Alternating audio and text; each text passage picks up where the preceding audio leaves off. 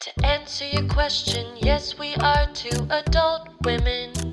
And yes, we love Bieber, and that's why we're publicly stalking him. We're crazy. Hey! Maybe he's what America needs. One nation under Biebs. We're gonna be two less lonely girls. We're gonna be two less lonely girls. We love Justin Bieber, and let us be clear, we're not being ironic at all. Hosted by Corinne Fisher and Rosebud Baker.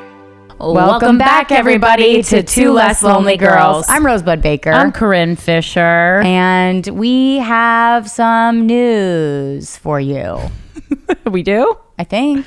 Oh. We got some news. Okay. Well, I mean, yeah, but pop culture news. You made it seem like we were expecting a baby, and I was like, oh, no. How do we know? We're not sure.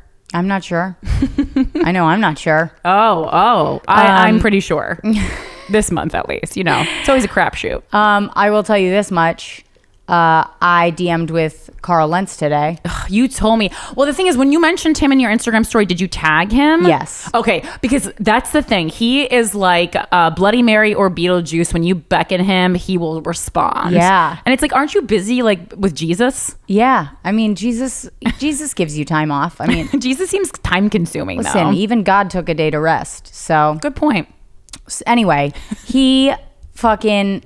I said something, I like did one of those Instagram story questionnaire things where like at the end of the day, people look at my stories and there's a million dots at the top and they're like, oh God, she's losing it. Oh, I tap right through those because Yeah. I'm like, unless it's Rosebud washing her face or complaining about a neighbor, Yeah. I can't be reading these questions. Right. So, and it's just me stuck on a plane. So People like it though. somebody was like, oh, what happens when we die? And I was like, I think you meant to ask God or Carl Lentz. Right. I did see And that. he was like, no, that's all you. I'm going to leave that to you. And then I wrote back, all right, then I'm going to leave it a mystery. And he was like, ha ha ha, I'm good with that. Much love, friend. Oh, And I that's was what like- Zaddy Lentz said? Oh. And I said, much love, Carl. Are Like you guys the butchiest woman alive. are you in a fight with Carl Lentz? Or No. are you guys I just don't think you can foreplay? say Carl without sounding mad, or at least not with my voice. Carl. Yeah. Carl. Hey, Carl. Let me try to say it smiley. Hey, Carl. Nope. It still feels... That's actually felt even creepier. It feels worse. Yeah. Well, I'm glad I didn't get to that point because my Carl died. So, Yeah. because I actually do think of that when you have like a potential boyfriend, do you like practice saying their name and like how you will like it? And like, When you're mad? no, like, do you, sorry. I practice yelling their name. Oh, like, do you do you practice like how it will be like when you're in an argument, when you're fucking them, when you're saying, oh, this is my boyfriend Carl, like to people? Because I really like if someone has a stupid name, it really bothers me. It really bothers me too. That wasn't even, that's very funny though. It really bothers me also. Yeah, me also. No, I'm dating a guy who's got a name that is like awful. Did you let him know that? I'm sure you did. You guys seem very open. What? That his name is awful. Yeah, no, You I have probably- a joke about it. Yeah, I was like, you probably opened with that. I fucking have a joke about it that like I came up with before I started dating him. Oh, that's right, you did. and then yeah. I met him and was like, well, of course. Yeah. It's all coming back. Anyway, so I spent the week in Vegas, which was cool, and we did a shoot for Will Smith's company. Will Smith, I met Will Smith. He's very fucking cool. My favorite thing was that everyone who was involved was like, we can't talk about it. And then just the rest of the community was subjected to a full week of Will Smith and you guys videos. I know. I was like, and we're like, and then I'm thinking like, okay, well, is Will Smith not the secret part? Is he just there? yeah, I wasn't really clear on the rules, but then I saw that an article came out about it. So I was like, well, if an article is out about it, then it's like... So what's the premise? What's like the premise of it? Can you talk about that or? Yeah. So it's sort of like another one of these like documentary comedy things. Will Smith picked a bunch of comics. We all talked to him about comedy and about how we got into it and we did sets in Vegas, and Because didn't he did some other thing where like, because I know another comic who like showed him the ropes of trying stand up himself. Mm-hmm. Okay. Yeah. Is this he like connected? met with Neil Brennan and he met with Chappelle, and he wanted to try it. Right. And Rel helped with that. Okay. Rel Battle. Yeah. Who's a really funny dude and was there also this weekend and or this week. Was it this week? It was the week, yeah, because it was like you, Shane Torres, Christy Cello, Megan Gailey, Sean Patton. Oh, okay, awesome. Rel Battle, Vanessa Ramos. I love Vanessa. Yeah. Yeah. It was really fun. I mean, and I was just like, I was happy to be there because I loved the comics that were involved. Yeah, it was just a good time. So, Nice. Yeah. Will Smith is like so famous. I mean, I can imagine he's getting stopped everywhere he's going, but he also seems like someone who loves it. Yeah, well, I think like anybody, like you get up close and you're like, oh, I can see where you're tired. When you get tired, you start to like power down. And I think it's got to be hard. Like I just, I mean, to look be at it and I that go, famous, I cannot even fucking imagine. yeah, it's just got to be so hard. It's almost like being a child again. How so? Because like the way that I look at it, I don't know, but it feels like from observing that in a way everybody's kind of orchestrating shit around you to the point that like you don't really have that much autonomy. Because like you can just do whatever you want, but like all these people have made a plan for you to go from here to here. And a lot of people what I mean? getting paid and like, doing their job depends on you showing up where you're supposed to be. I would imagine. Yep. And and it's just like, when do you ever get time off? It just feels like you just never do. Yeah. Especially he has a famous wife too, and his kids are famous. Like everyone's famous. Yeah. Yeah. So it was just like a lot. Jada wasn't there, was she? No. But God, I wanted to ask him so bad about Justin because I know he knows Justin. Oh yeah. I just couldn't. I couldn't do it. How much did you like time when you weren't actually recording for the show did you get to spend with him? Truly not any. Like we were together while we were working. Right, that's what I was thinking. And then he would leave. Yeah, because I just didn't know if there was any opportunity to actually have that kind of like casual conversation that was not having to do with comedy. No, it's like the cameras were there right the whole time. Right. So but yeah, he was awesome. It was cool to like do a set and like hear him laughing. You know what I mean? Yeah.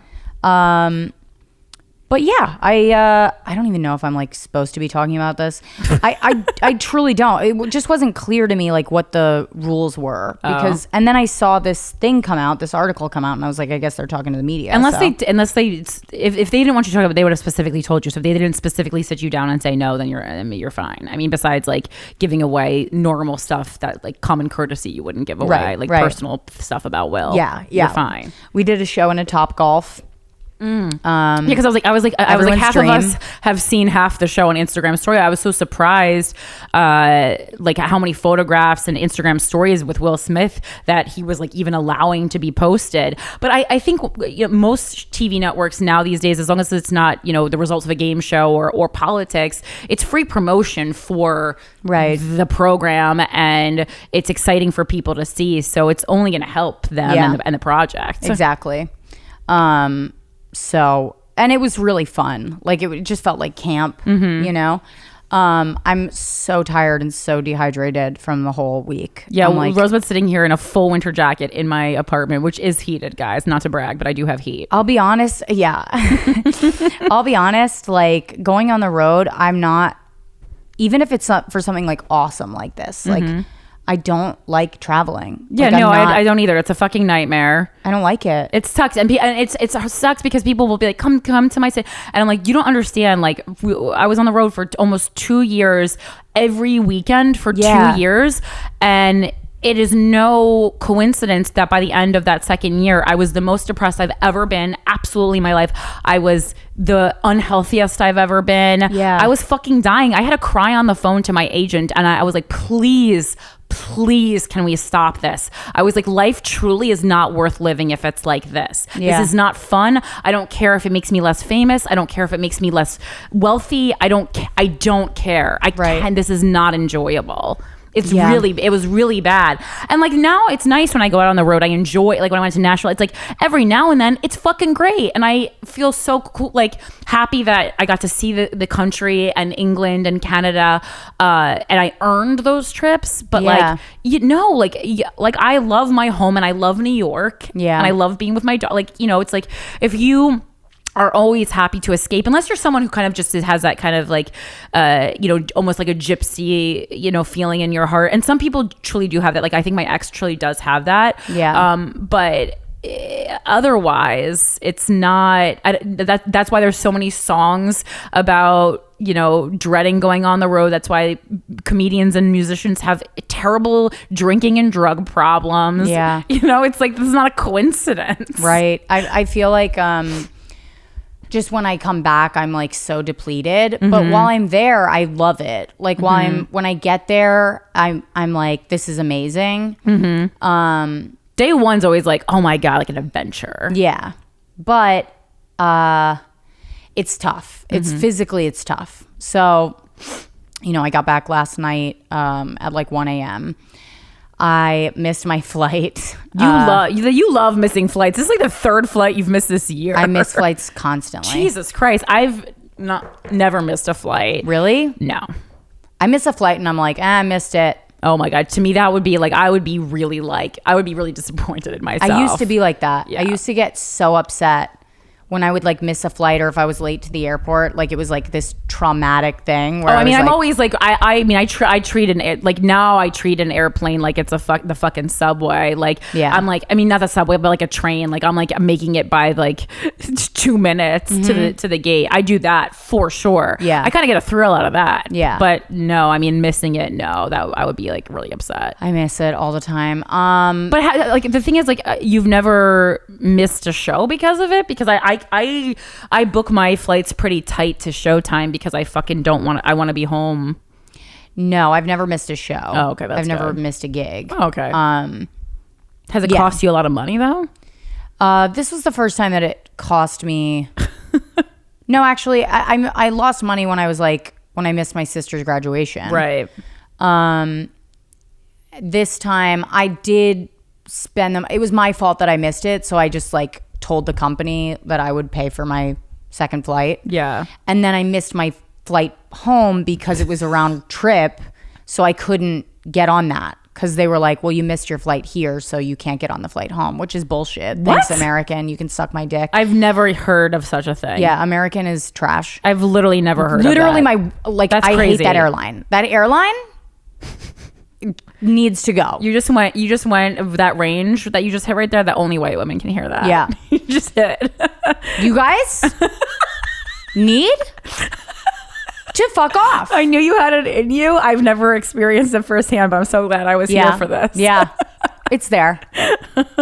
It's there. It was like a dog whistle. I can't miss my flight to London. That is like the one. I cannot miss that. Yeah, don't. What airline are you flying to London? I don't know. British. Oh, Airways? British Airways. Okay, I was just hoping it wasn't there. There's Norwegian Airlines is basically the Spirit Airlines of international flights, and I was like, God damn, I hope you're not flying that, because that's what Tommy and I took to see the Spice Girls, and it was the fucking worst airline of all time. I almost fought everyone in the airport. Yeah, it was so bad. Thank God the Spice Girls are so amazing that like I didn't regret any moment of it. Yeah, and it was on the way home, so it didn't sour the trip at all. But holy shit, was I in a mood. Yeah. And then like I paid to get us into like some kind of one of those lounges because I just needed a couch to lay on. There was a point when it was like kind of raining outside because it's fucking the UK, so it's always raining. Right. And I was just like raining on a bench, and like I had a Spice Girls jacket over me, and everyone's like, "Should we have her inside?" And like, you know what? When you're like half asleep and you hear people talking about you, and like you're in a relaxed state, but you're not fully asleep, and it's just like that is the most annoying thing to hear people talking about you. They weren't even saying anything bad. They were just like, "Oh, should we leave her out here?" Like, everyone's a jokester. She's getting rained on. I know I'm getting rained on. I'm here. Yeah. I didn't die. Yeah. Like it's like, it's one of my pet peeves. I wonder if that's how homeless people feel. Yeah. I don't fucking talk about them. I just walk by silently like a good New Yorker. Walk by silently. Right. Either leave a bagel, don't leave a bagel. Those are your options. Keep your thoughts to yourself. Yeah. Fucking you don't need to comment. Right. Unless you're actually trying to initiate some kind of a conversation or offer real help. Right. Like no one needs, oh, that's so sad. No one needs that. Yeah. Saying that's so sad is making you feel better. It's not making anyone else feel better. Yeah. But it is sad.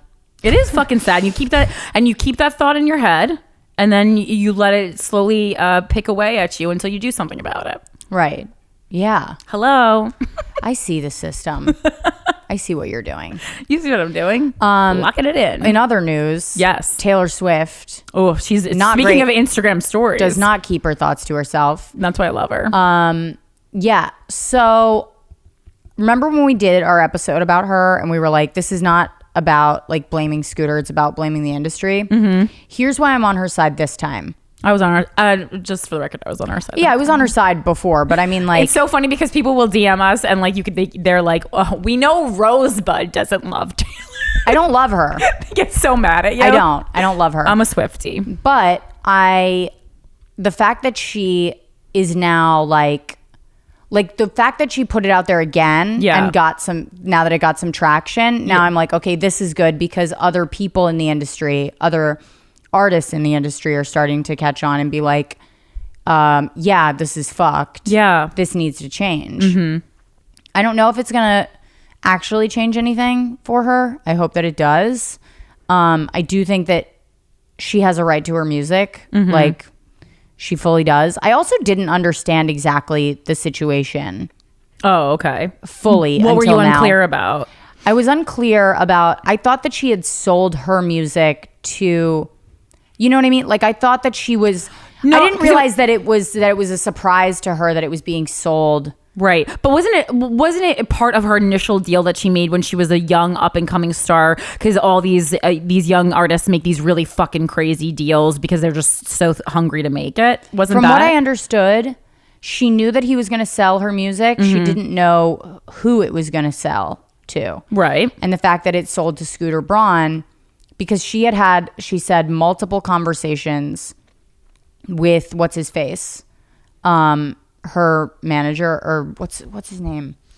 Anyway, she had multiple conversations with this guy, and then he sold about Scooter Braun, and then he sold her music to Scooter. So it felt like a real direct fuck you. Yeah. Right. Okay. And now she's like, well, what the fuck?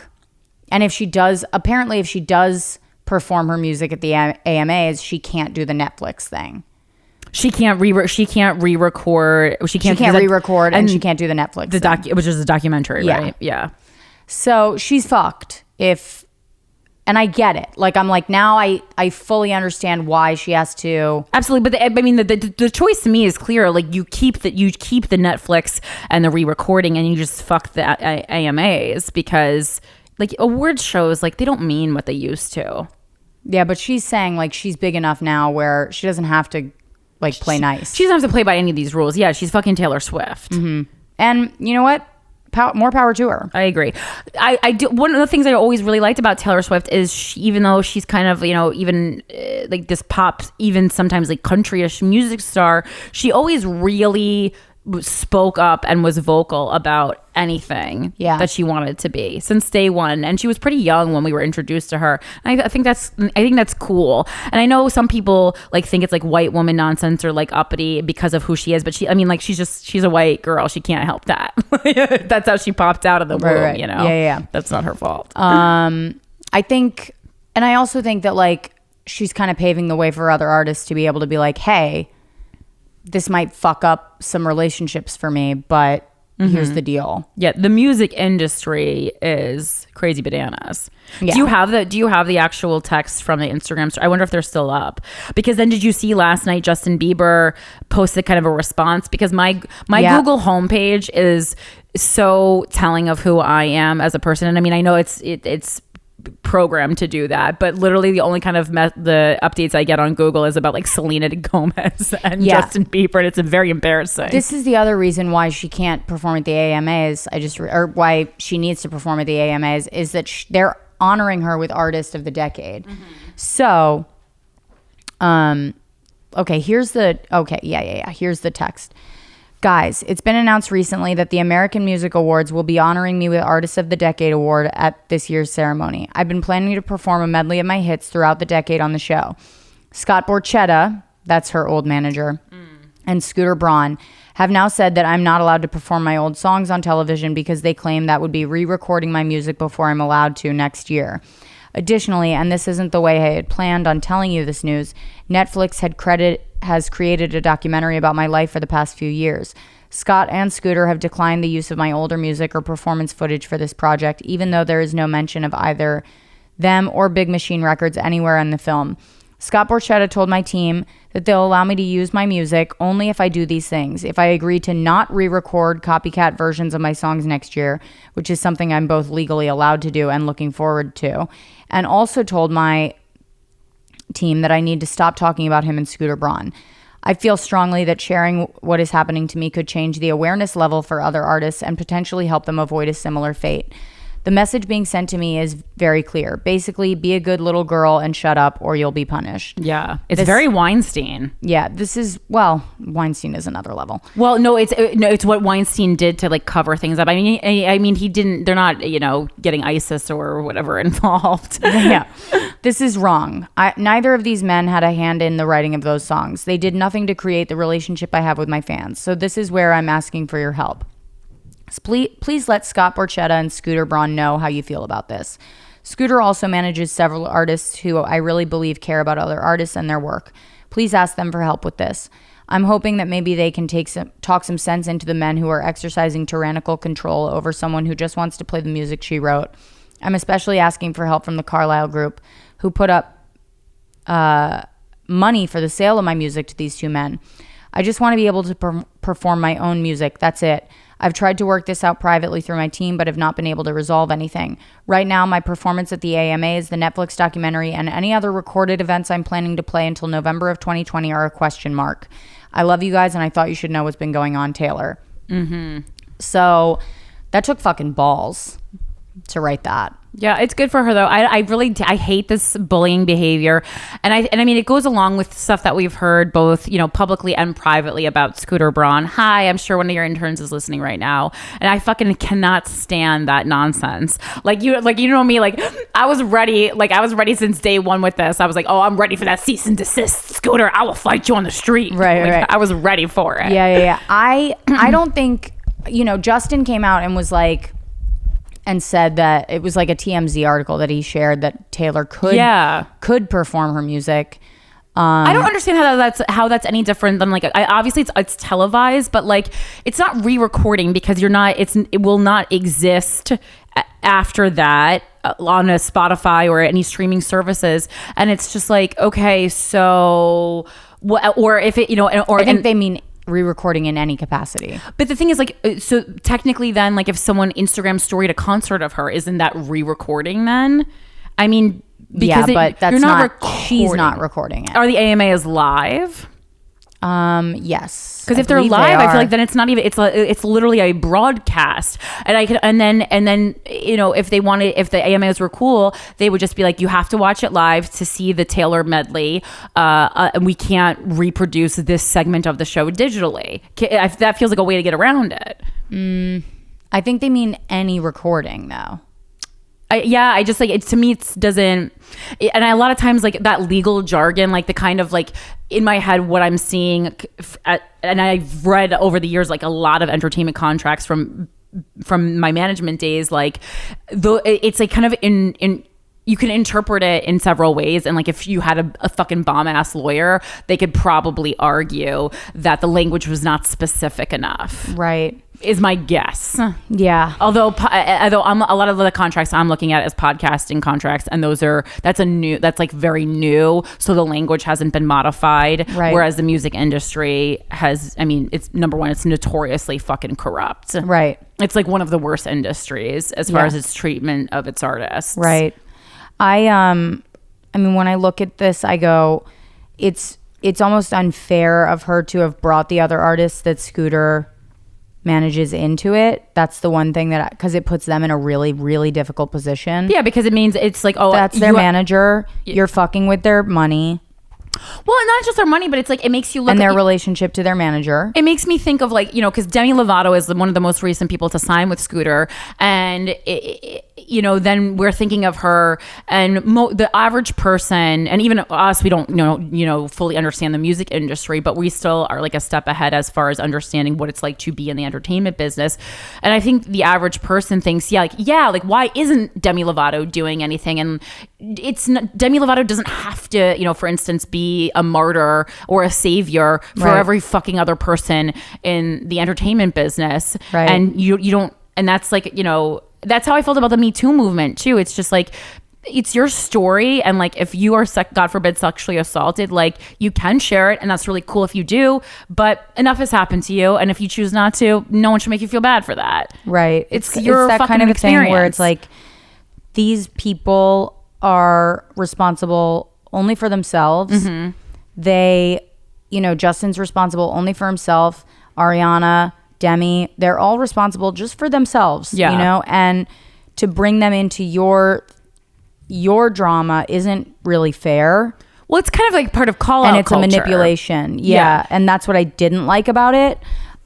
If Justin sides with his manager, I don't blame him. It's like Justin, his manager is really the only person that's like getting Justin on all these songs, like getting, you know what I mean? Well, I think the Justin Scooter relationship is stronger to me than a lot of these other relationships, because you know Demi's still Demi without 100%, Scooter. Yeah, and like without Scooter, literally discovered Justin, introduced him to Usher. Like he is the reason why Justin Bieber is. So the fact that like Justin Bieber looks at Scooter Braun as a ride or die, it makes sense to me.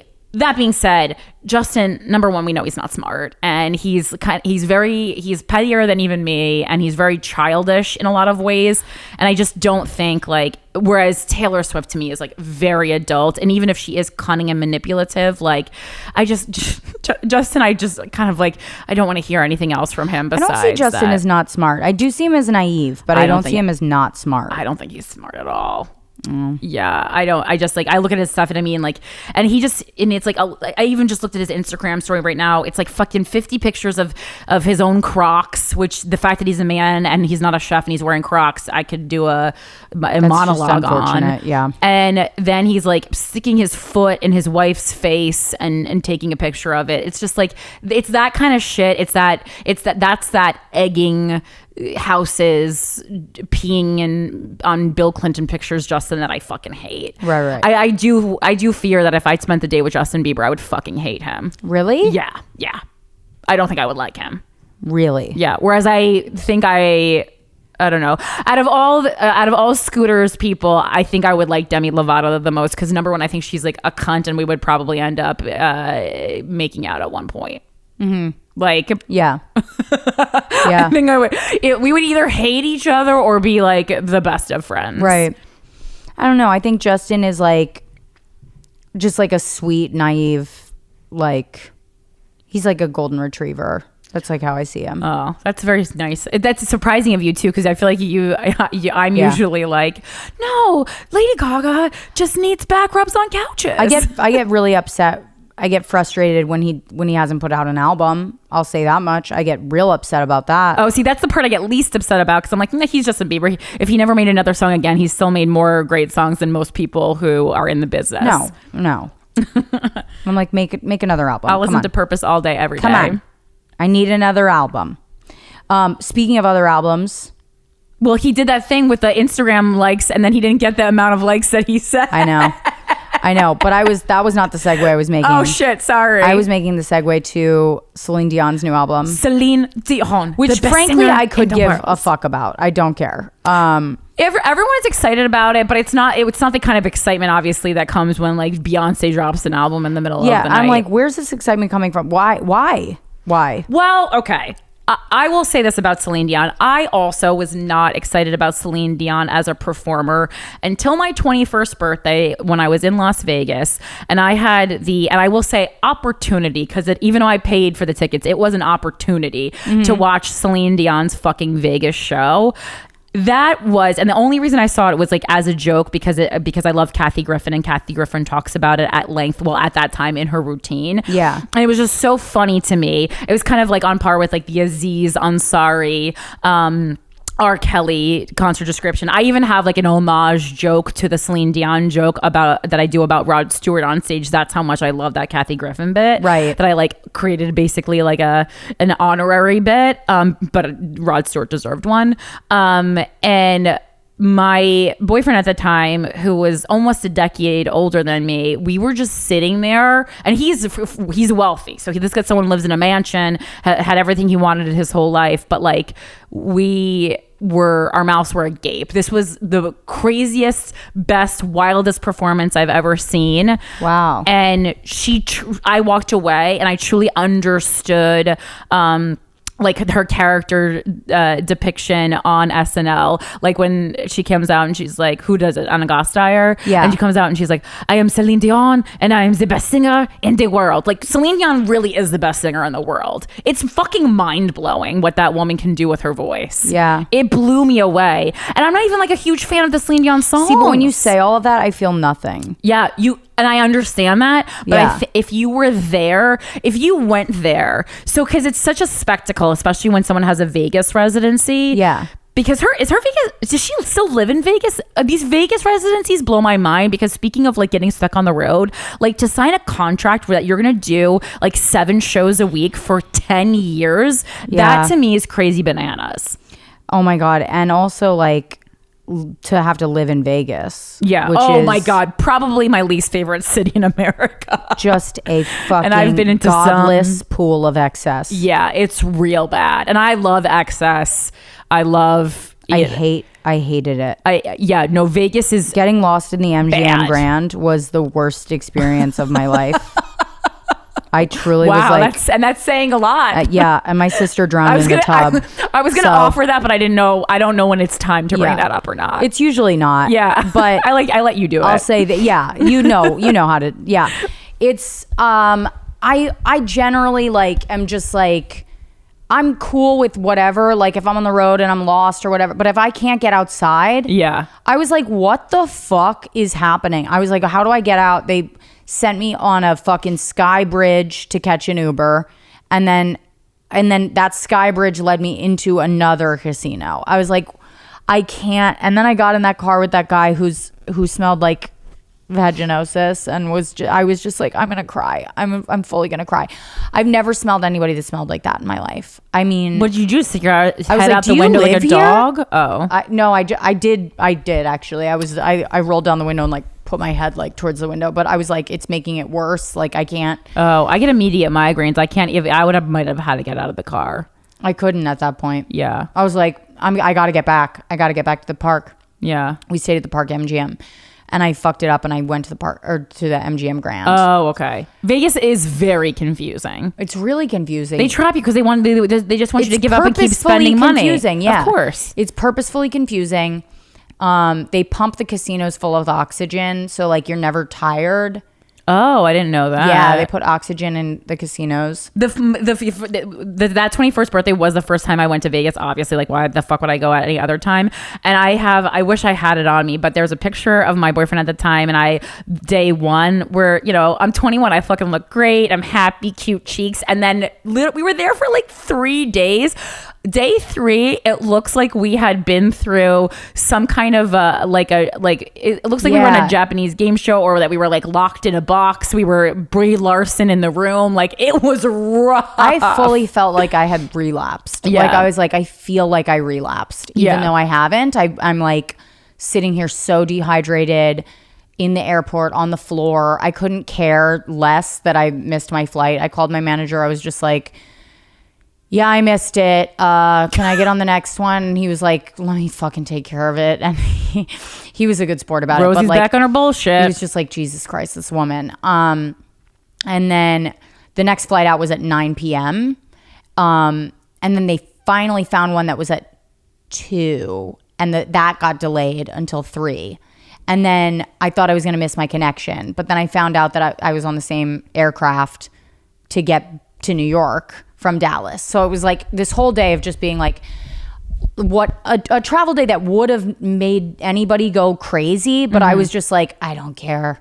Like, put me, I spent $100 extra to take first class, the second leg of the flight, and just fucking laid down. And I was like, I love first class. Sometimes it's really worth it. I love it. When you fly enough, you get just free upgrades, and as it should. Like, I love when people try to there was a year when I felt like I was basically living on airplanes. So anyone would tell me anything about how to do it, and I would like lose my fucking mind. I go, oh, I'm sorry, because someone would even suggest that like my under the seat carry on was not appropriate size. I go, oh, it's appropriate size. Yeah, I live here now. Yeah. Get out of my apartment. No, that's how I feel. Like I turned into a maniac. That's how I feel. I'm like I get mad at myself if I have to ask for directions in an airport, which is such a weird thing to like be proud of, that you know how to like intuitively navigate an airport without. It does feel good when you're traveling a lot and you're like, wow, I got all the way, to the West Coast. Yeah, I guess. But like at the same time, just ask. Yeah. Yeah. Like, who gives a shit? Yeah. Nobody cares. No one's keeping tabs. It's not a skill that counts outside of this one space. But anyway. Oh, but I know you gotta go back to Celine Dion. So it's like, yeah, it's amazing.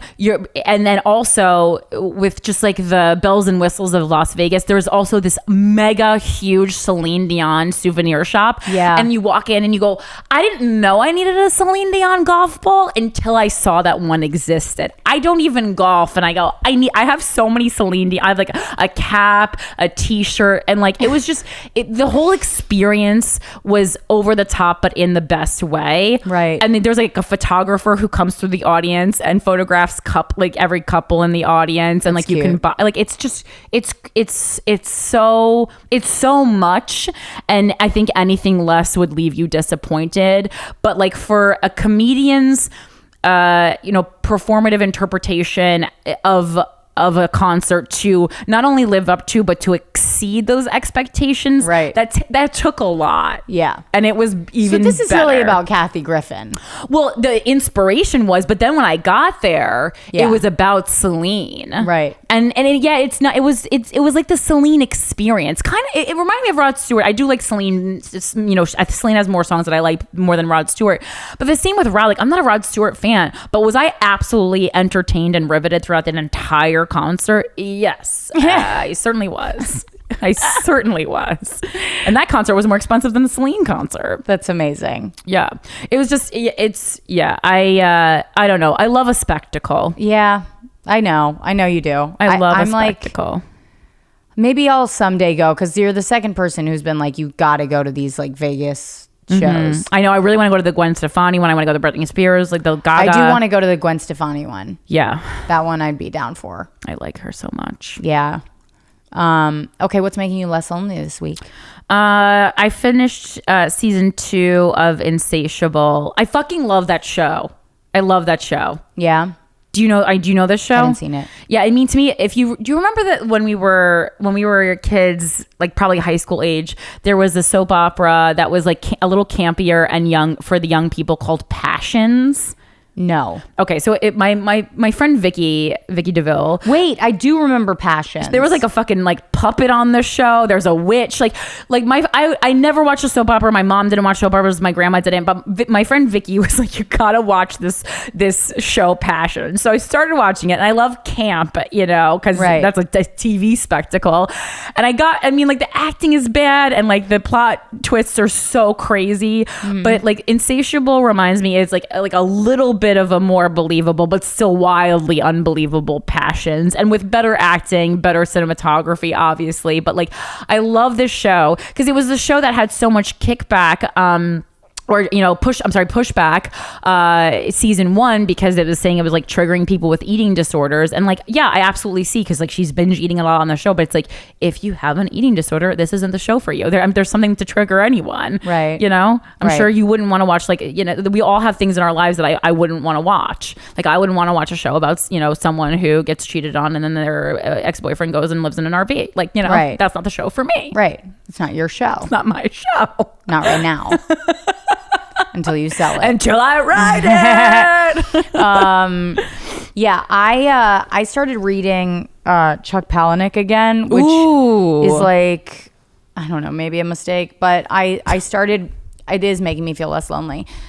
He's such a nihilist, and I wouldn't call myself a nihilist. I'm too emotional to be, but I do have moments where I really feel what nihilism is about. You know what I mean? Where I'm like, yeah, no, I get it. Like, and part of being an emotional person is like a nihilist thing, because you're like, why am I even feeling this? Like, what is the fucking, I'm gonna die one day. That's so funny. I was thinking about that last night. Like I'll sit in bed and I'm like, think of like all the heartbreak that I've experienced, and most people experience.